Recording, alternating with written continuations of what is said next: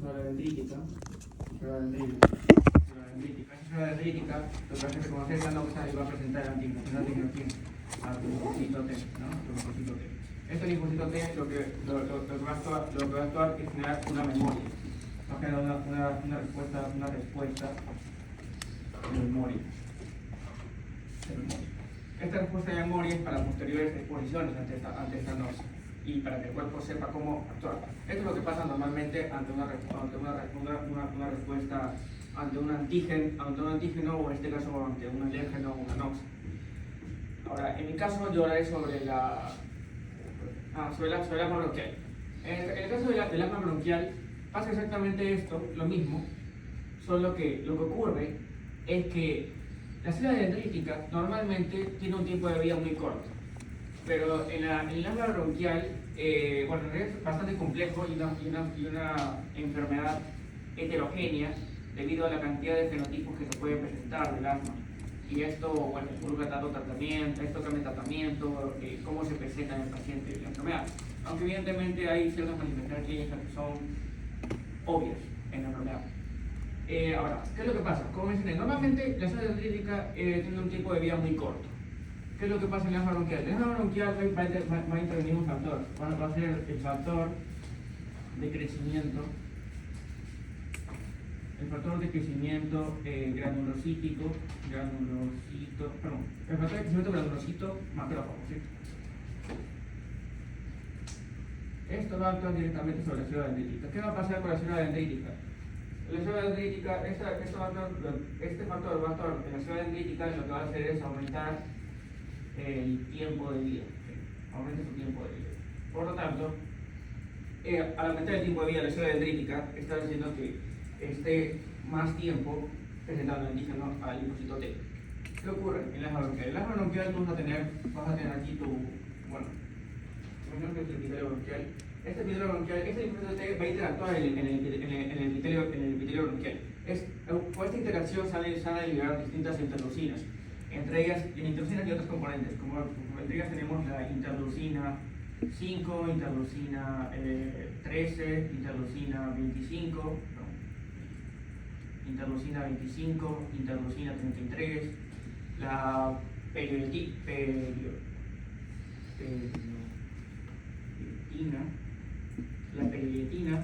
y tenemos la linfoyetina.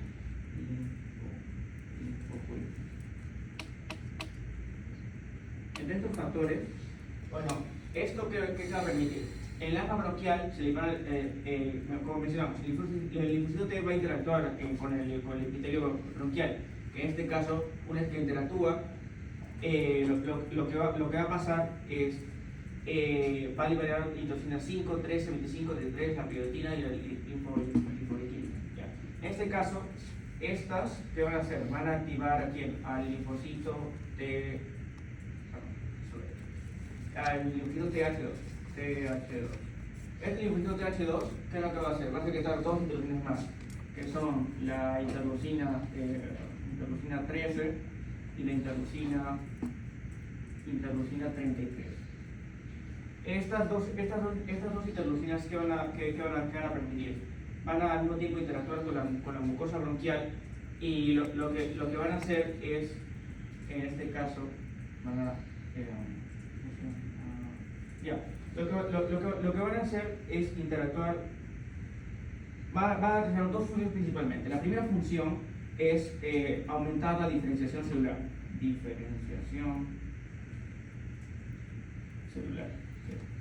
Aumentar la diferenciación celular. La segunda, que es la más importante, es activar a los linfocitos B, o sea, la inmunidad celular, ¿no? Linfocitos. ¿Qué más estos linfocitos B? Como ustedes deben conocer, estos linfocitos B lo que van a hacer es generar las hemoglobinas, entre ellas la que tiene que ver con, en este caso, la hipersensibilidad tipo 1, igual la asma bronquial, que es la IgE, ¿no? Esta IgE va a tener un receptor de alta afinidad, un receptor que es el Fc epsilon R, receptor epsilon Fc, que va a interactuar con quién? Con el granulocito. Este granulocito va a tener granulocito, que hay distintos gránulos, ¿no? Distintos gránulos, que una vez que interactúa con inmunoglobulina E interactúa con el granulocito mediante su receptor Fc, va a causar un estímulo. Este estímulo ¿qué va a hacer? Lo que va a hacer es degradular al granulocito. Entre ellas, ¿qué vas a tener? Vas a tener los proteínos, vas a tener histamina, vas a tener la prostaglandina T2, vas a tener vas a tener óxido nítrico y entre otros. Pero los principales son estos dos. ¿Por qué? Porque simplemente la histamina, ¿qué va a hacer? Va a aumentar la histamina lo que hace es causar una vasodilatación. ¿A nivel de dónde? En este caso a nivel de la mucosa bronquial. En este caso en los vasos periféricos. Lo que va a causar es aumentar la permeabilidad. Al aumentar la permeabilidad va a haber infiltrado celular. Al aumentar el infiltrado celular puede ser un trasudado, un exudado, y lo que causa es un edema, ¿no? Y en cuanto a la prostaglandina T2, lo que en este caso su función recae en que lo que hace es lo que hace es aumentar, lo que hace es disminuye la apoptosis. Al disminuir la apoptosis, lo que hace es que, por más de que las células ya estén, en este caso, hay células muertas en el tejido, en la mucosa bronquial, lo que pasa es que en este caso va a promover que la inflamación. La inflamación agrava en este caso lo que tiene que ver con el asma bronquial. A ver, explique esto. Posterior a ello, vamos a tener. Me olvidé de mencionar una función acá, que también es lo que sigue el esquema. Al mismo tiempo que va a reducir, va a disminuir la apoptosis, lo que va a hacer es aumentar la concentración de ¿qué? De eosinófilos. Estos eosinófilos van a generar una respuesta en la asma bronquial. Y aquí tiene que ver la otra parte del esquema, que es la respuesta eosinofílica, ¿no? En el asma bronquial. ¿Qué es lo que pasa? Aquí tiene que ver principalmente que estas moléculas van a interactuar con ¿quién? Principalmente van a interactuar con el músculo bronquial. El músculo bronquial principalmente, primero, antes que nada, tiene que ser sensibilizado. ¿Por quién? Por la interleucina 6 o la interleucina 5. Una vez sensibilizado, va a ser más reactivo a que cause un broncoespasmo, o en este caso se conflicta. Esta respuesta eosinofílica, ¿qué pasa aquí? Lo que pasa es de que vas a tener un aumento, en este caso, de la generación de eosinófilos a nivel de la médula ósea. Este aumento de eosinófilos a nivel de la médula ósea va a ser promovido principalmente por vas a tener el macrófago M1, el macrófago alveolar, y vas a tener el linfocito TH2, ¿no? Estos tres, ¿qué es lo que van a hacer? Van a promover, en este caso, van a estimular la generación de eosinófilos en el nivel de la médula ósea. Pero estos eosinófilos no pueden, pues, ¿no? Necesitas alguien que los llame, o quien los dirija, para que vayan hacia dónde, hacia la mucosa bronquial. ¿Qué es lo que pasa aquí? Para que ocurra esto, va a existir el factor activador plaquetario, que es el PAF. Este factor activador plaquetario lo que va a hacer es, va a ser generado por esto, va a generar el PAF, y el PAF va a actuar a nivel de los eosinófilos, haciendo que metaxis, o sea, va a llamar a los eosinófilos hacia la mucosa bronquial. Una vez pasa esto, los eosinófilos van a llegar a la mucosa bronquial y van a encontrarse aquí. Está feo, ¿qué importa? La mucosa, a nivel de estos eosinófilos van a llegar aquí, no van a tener tus eosinófilos. Y aquí, para que en este caso tenga una infiltración en la mucosa bronquial, ¿qué es lo que va a pasar? Van a estar en este caso estas proteínas de adhesión, ¿no? Vas a tener las ICAM y las URA, ¿no? Estas van a permitir que el eosinófilo pase, ¿no? O sea, van a permitir que el eosinófilo infiltre en la mucosa bronquial. Y así se produce en este caso el asma bronquial. Y si esto se va a repetir, y lo que hace es agravar el caso, porque en este caso la inflamación tiene un papel importante, como ya lo mencioné. Y en este caso, tal vez ustedes se pregunten, ¿por qué? ¿Qué tiene que ver, por ejemplo, no sé si han escuchado que normalmente los pacientes asmáticos con asma bronquial tienen sus ataques durante la noche, Normalmente cuando guardan, es principalmente porque es algo fisiológico. No es algo fisiológico que tenga un ataque, lo que es fisiológico es de que sus vías respiratorias, sus bronquios, se constriñan de forma fisiológica. Y como estos tienen una reactividad al mismo tiempo que producen más mucina, ya que bien sabemos que el epitelio bronquial vamos a tener células de clara, vamos a tener células caliciformes que van a producir mucina, moco, que van a ser la primera barrera, ¿no? La barrera innata.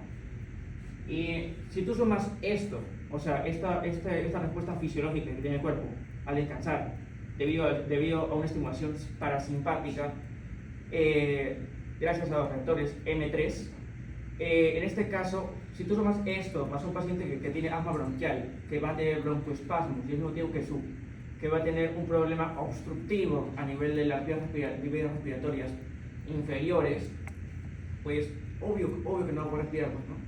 Es obvio que no va a poder respirar y va a tener esta dificultad para poder respirar durante la noche, porque su cuerpo, él no va a poder decir, oye, no te constringas, pues, ¿no?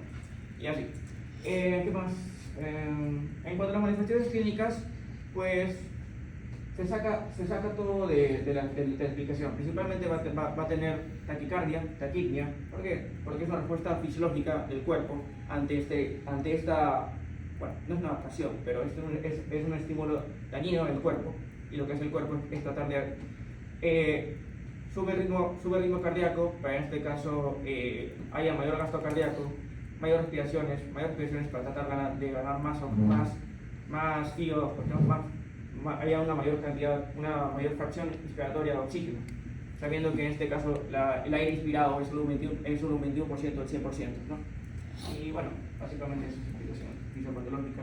Y las manifestaciones clínicas, bueno, me faltó mencionar lo del tiraje subcos, lo de los tirajes y lo de el uso de los músculos accesorios de la respiración. En este caso, pues, cuando estampida hemotibial es uno de ellos, o en este caso los músculos subcostales. Pues, no, sería todo. Ah,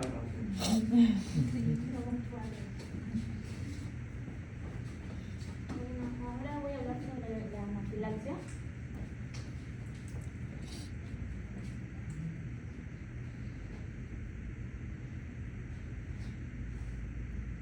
Bueno, ¿qué es la anafilaxia? Es un síndrome sistémico agudo. ¿Por qué agudo? Porque la sintomatología se puede dar de manera repentina y puede dar segundos, minutos, hasta puede durar horas. Y también es potencialmente letal. ¿Y por qué se ha inducido? Resulta, como explicó mi compañero, que se van a desencadenar diferentes mediadores cuando un alérgeno interviene en la porción FC de diferentes mascocitas. Eso lo explico más adelante. Y bueno, principalmente esta reacción inmunológica puede ser inmunológica y no inmunológica. La inmunológica se puede dar por estas reacciones por alimentos, picados de animales o diferentes medicamentos. En el caso puede ser la penicilina, los picados de animales pueden ser abejas o diferentes tipos de insectos. Y bueno, también resulta la no inmunológica, que puede ser causada por agentes que no necesariamente sean como los que mencioné, pero que puedan causar esta desregulación en los mastocitos y en los basófilos y puedan desgranularse y generar diferentes mediadores. Bueno, ahora acerca específicamente de la fisiopatología, es parecida como lo que explicó mi compañero. Vamos a tener que está implicada la hemoglobina E. ¿Y por qué? Vamos a tener, moléculas de hemoglobina E.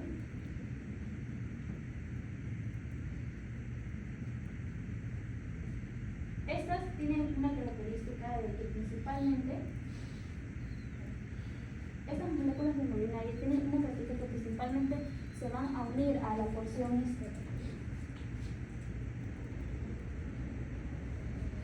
acá tenemos un alérgeno que puede ser cualquiera de los que mencioné. Y acá vamos a tener una célula diana que puede ser un basófilo o un mastocito.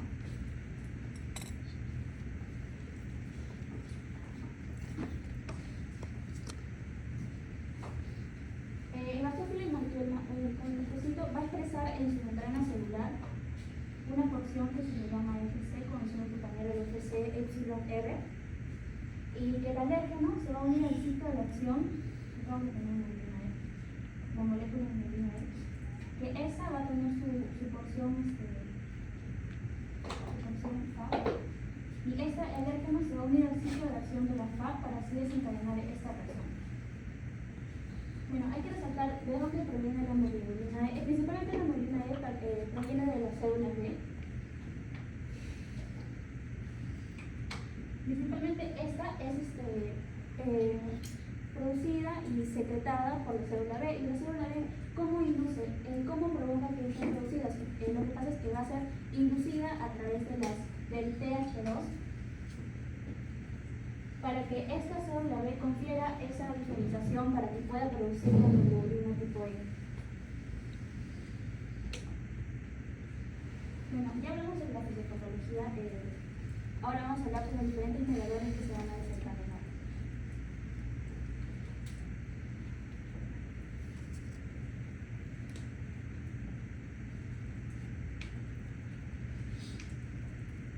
Bueno, acerca de los mediadores que vamos a tener, pueden ser sustancias químicas o citoquímicas. Por ejemplo, tenemos la histamina,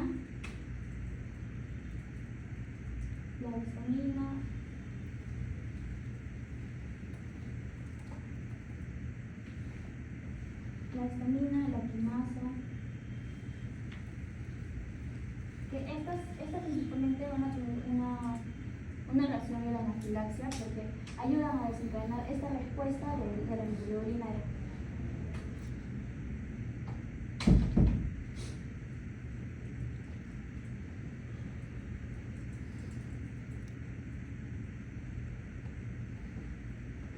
Bueno, también vamos a tener mediadores que son asociados a lípidos.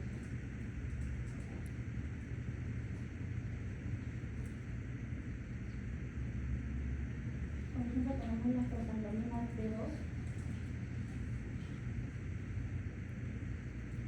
tenemos los leucotrienos. Eso lo voy a explicar más adelante porque están implicados bastante en la patología de la anafilaxia. Leucotrienos y también la PAR, que es lo que explicó factor antidorador de plaquetas. También tenemos los mediadores como factores. Tenemos el factor de necrosis tumoral. También tenemos el factor liberador de la histamina. Bueno, ahora acerca de los leucotrienos vamos a tener diversos. Acá solo puse bien, pero hay diversos. Específicamente el leucotrieno B4. También tenemos el leucotrieno C4 y el leucotrieno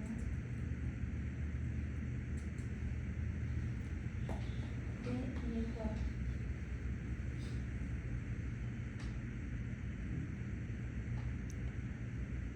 La principal función del leucotrieno B4 está implicado porque va a ayudar a la respuesta sanguínea.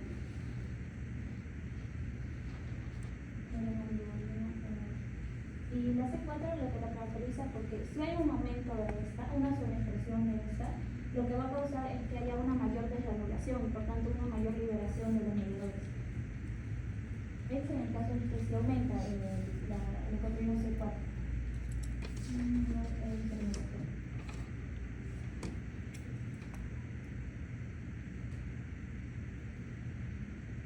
Bueno, ahora acerca de la B4 y la E4, estos principalmente actúan porque son potentes vasodilatadores y broncoconstrictores.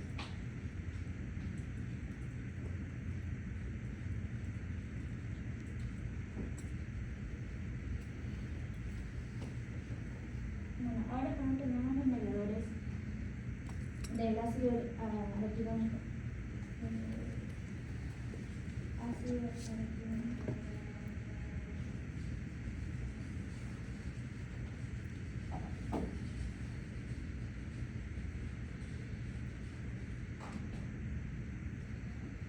Bueno, como sabemos, el ácido araquidónico es un ácido graso derivado de estos lípidos que estos van a ser sintetizados a través de las vías de la ciclooxigenasa y de la LOX y de la COX. Y van a desencadenar diferentes tipos de sustancias proinflamatorias como las prostaglandinas, los diferentes leucotrienos que se van a presentar. Bueno, ahora acerca de las manifestaciones.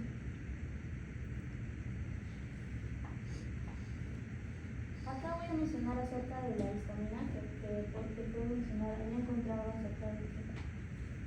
Principalmente, bueno, como se mencionó, sabemos que es un potente vasodilatador, que actúa sobre diferentes vasos sanguíneos, pero encontré un estudio donde se decía en personas que recibían un pretratamiento con antihistamínicos H1 y H2, y que se pudo comprobar que el H1 y el H2 desencadenaba dolor de cabeza, también enrojecimiento y diferentes síntomas, pero el H1 por sí solo solamente desencadenaba taquicardia y también diferentes broncoespasmos. Ese es el H1 y el H2 que puedo resaltar en las manifestaciones clínicas.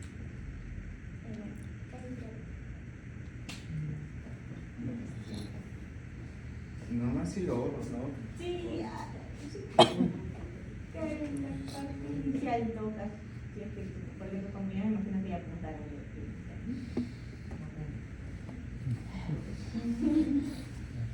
No sé, Rango, yo no resumía.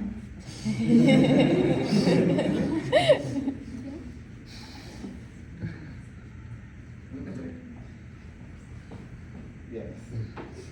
Vamos a hablar en este caso de la rinitis alérgica, ¿ya?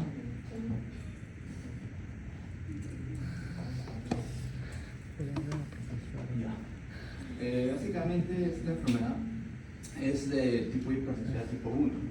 En cuanto a las definiciones, podemos resumir esto mismo de que básicamente es un deterioro o una afectación en la barrera del epitelio nasal. Quiero recordar que la barrera del epitelio nasal o el epitelio nasal es un epitelio cilíndrico, es un epitelio pseudoestratificado, cilíndrico, ciliado, con células caliciformes, ¿verdad? En este caso, básicamente se habla de ciertos factores, los cuales tienen mucha relación en cuanto al incremento de esta misma. Por ejemplo, algunos factores ambientales que podemos recomendar son la contaminación y algunos alérgenos, los cuales son muy comunes, ¿no?, en cuanto a la vida doméstica, los cuales generan una sensibilización en el paciente para que la respuesta alérgica a esta misma sea muy grave. Vamos a hablar de sintomatología, vamos a hablar de las manifestaciones clínicas, la fisiopatología y un poco de anatomopatología. Entonces, en cuanto a la sintomatología, se habla de dos puntos principales, de los nasales y de los no nasales. Vamos a destacar algunos. La rinorrea nasal, la cual es muy característica y nos puede servir en algunos casos para el posible diagnóstico, pero obviamente se necesitan más pruebas. Aunque, me adelanto, no hay un gol estándar para detectar este mismo. Y en cuanto a los no nasales, se habla principalmente de la rinoconjuntivitis. Más que nada, esta rinoconjuntivitis va a afectar la zona ocular, en la cual vamos a tener enrojecimiento, ¿no?, como tal, y ciertas zonas de malestar en el paciente. Ahora, justamente vamos a decir que esta enfermedad puede ser de carácter persistente, la cual si se habla de persistente va a durar de 4 semanas a más, y si es intermitente va a durar de menos de 4 semanas. En cuanto a las manifestaciones clínicas que se pueden encontrar, una de las más verificadas en los pacientes sería el edema infraorbitario. Básicamente, en este edema infraorbitario, por oscurecimiento, es más que nada una vasodilatación en esa zona, lo cual nos hace creer, nos da la palabra chabacana, en este caso, de ojos morados. Esta es una de las manifestaciones clínicas. Otros son los pliegues nasales,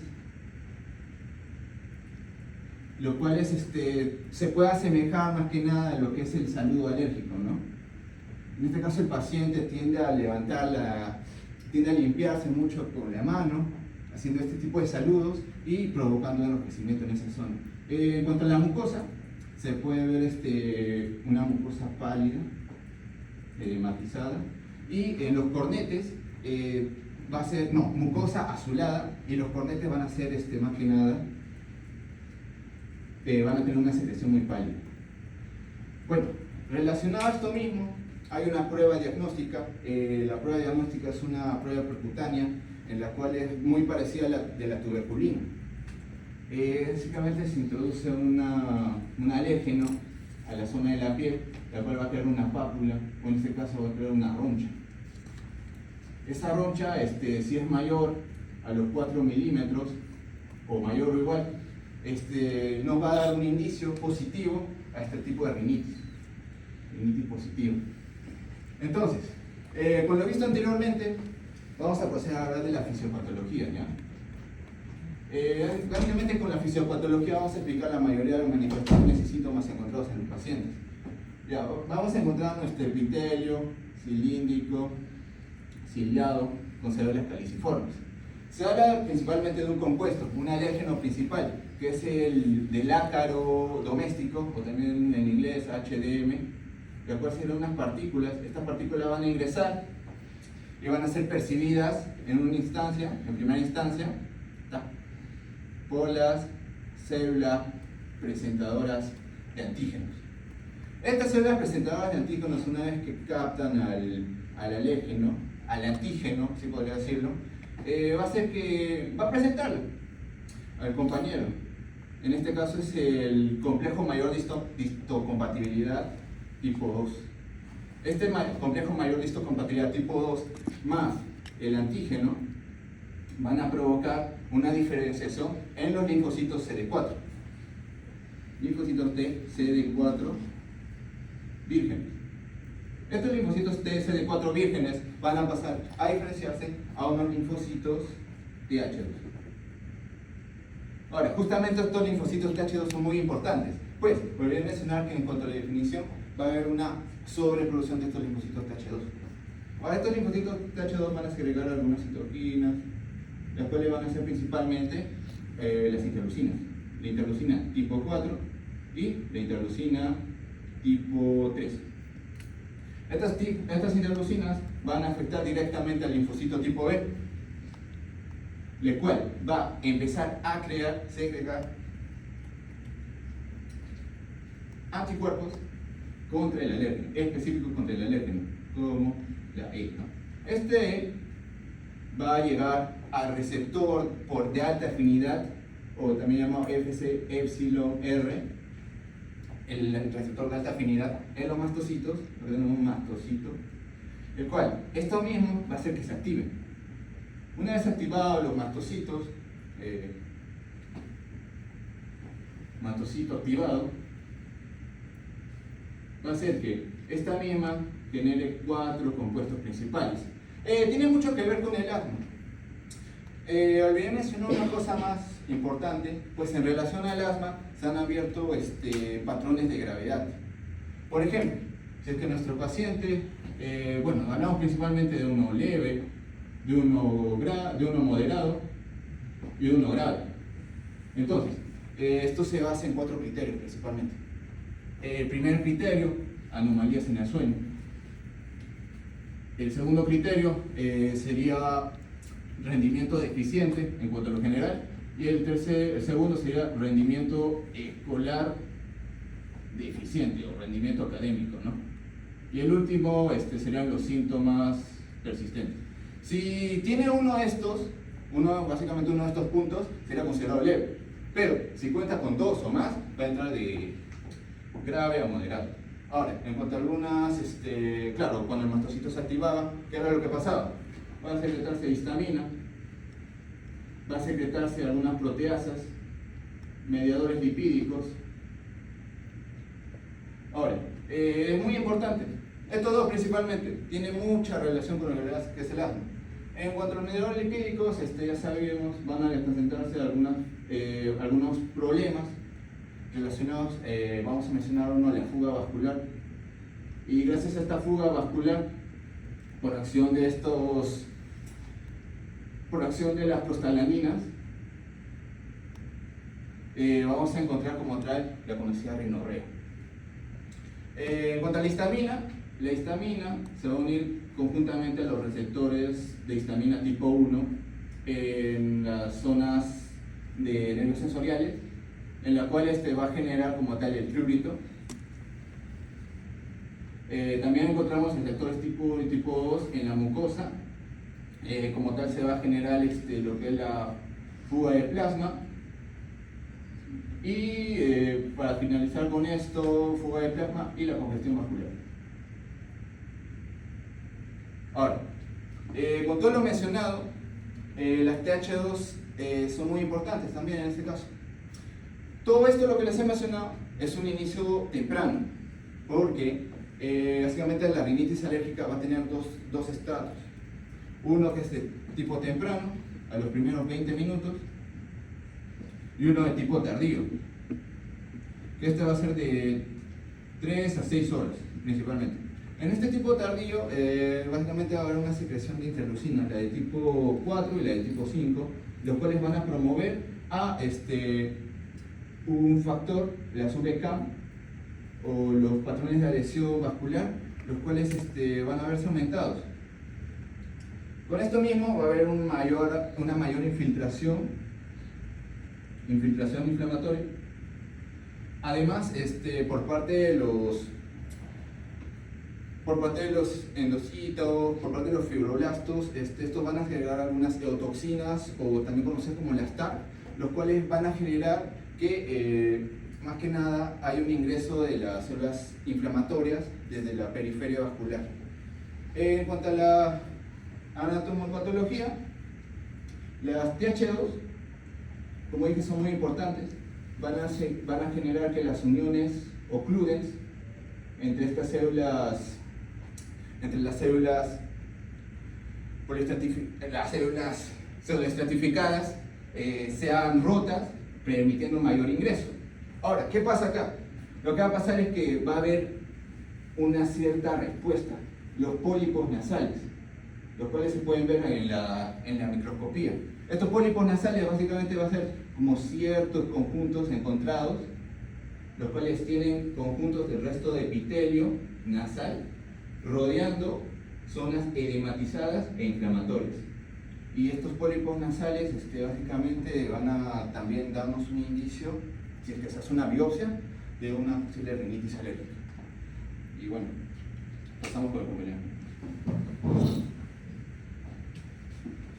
Ya, para acabar este tema, lo que yo voy a hablar es terminar el tema de la anafilaxia con el shock anafiláctico por medicamentos.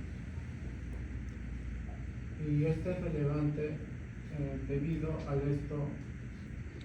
al hecho de que es una emergencia potencialmente mortal y es posiblemente asociable con tres principales. O sea, hay varios tipos de alergia, pero tres son los que destacan porque tienen algunos síndromes raros asociados a ellos, principalmente los relajantes musculares, los antipsicóticos típicos y atípicos, y lo que son los que tienen que ver con la recaptación de la serotonina.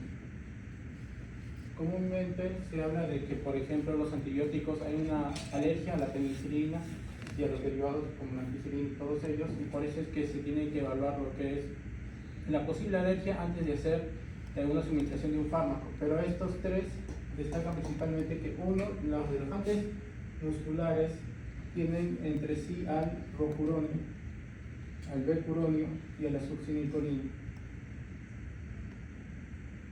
Y dentro de estos son usados para procesos operatorios, los cuales tienen que ver con la anestesia.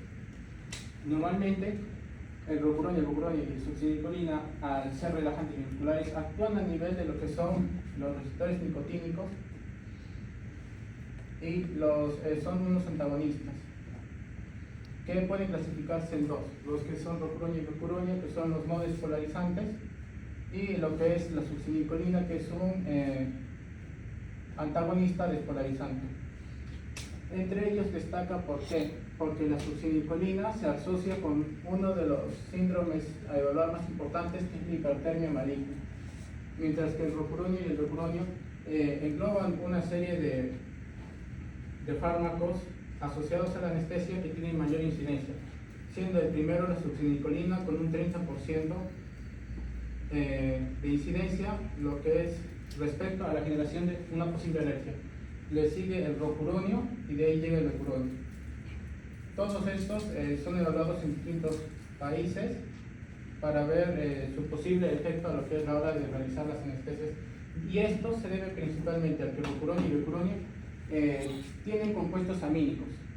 Estos compuestos amínicos pueden ser amínicos terciarios, que son los NH3, y los amínicos cuaternarios, que son los NH4. Estos compuestos amínicos sirven como sensibilizadores, como se explicó, en lo que es para hacer la noxa y desencadenar todo el proceso de las alergias. De ahí, los que son los antipsicóticos, atípicos y típicos, como el haloperidol, pueden llevar a lo que es conocido como el síndrome neuroléptico maligno, y dentro de la serotonina estaría, digamos, en casos como la fluoxetina, que pueden llevarte a lo que es el síndrome serotoninérgico. Estos, más que todo, son posibles situaciones que se pueden asociar con los fármacos. ¿Y por qué es relevante señalarlo? Porque el shock anafiláctico, como todo tipo de shock, genera lo que es una hipotensión seguida de una posible taquicardia o bradicardia compensatoria, pero la presentación de este shock anafiláctico se ve contravenido si es que viene uno de estas tres situaciones, ya que son potencialmente mortales. La hipertermia maligna consiste en que el receptor de nicotina, en vez de cumplir su función, lo que ocurre es que hay una alteración farmacogenética que permite que los músculos se contraigan de manera exacerbada. Hay una contracción continua, lo cual lleva a su vez a un aumento del calor, y esto se caracteriza por dos cosas: la contracción constante de los músculos y uno de lo que es la hipertermia, que es una fiebre, pero este es superior a 41 grados. Normalmente este tipo de casos tienen que ser tratados con nandroleno, debido a que si se continúa pueden lo que es llevar a la muerte de las personas. Esta es una de las reacciones adversas asociadas a medicamentos, y esto normalmente no cursa con un shock anafiláctico. Sin embargo, los shock anafilácticos, como ya se explicó acá, dependen de lo que es la mediación por inmunoglobulina E y conducen a todo esto. Conducen a todo lo que son los procesos fisiopatológicos, y acá en lo que es el síndrome neuroléptico maligno se debe más que todas las interacciones con los receptores de dopamina tipo 2 y tipo 1, y por último acá lo que son el síndrome serotoninérgico tiene que ver con las concentraciones séricas de la serotonina, lo que pueden causar ambos lo que es alteraciones neurológicas y motoras. Y más que todo el síndrome neuroléptico maligno es una de las situaciones clínicas potencialmente mortales junto a la hipertermia maligna, ya que ambos cursan con contracciones y también con con la subida de temperatura. A la hora de realizarse la operación es indistinguible entre uno y otro, pero este se explica más que todo por el aumento de niveles de calcio, que normalmente se asocia con variantes de la rianolina y otro tipo de receptores de calcio, de transportadores de calcio que alteran normalmente su ciclo, y este es a nivel cerebral con los receptores de dopamina, y con los de la serotonina alteran la función serotoninérgica. Por último, dentro del shock anafiláctico se continúa con la hipotensión, también puede haber taquicardia, bradicardia, y la hipotensión es la principal acción perjudicial, porque lleva a una hipoperfusión de lo que son los órganos, y esta hipoperfusión conduce a lo que es una falla multisistémica. Normalmente para tratar un shock anafiláctico se utilizan lo que es inmunosupresores como los corticoides, también se utilizan lo que es antihistamínicos, y para devolver lo que es la circulación normal al cuerpo se utiliza la adrenalina, que esta tiene efecto vasoconstrictor y además es agonista, tiene una afinidad a los receptores beta que producían una broncodilatación. Y eso sería todo.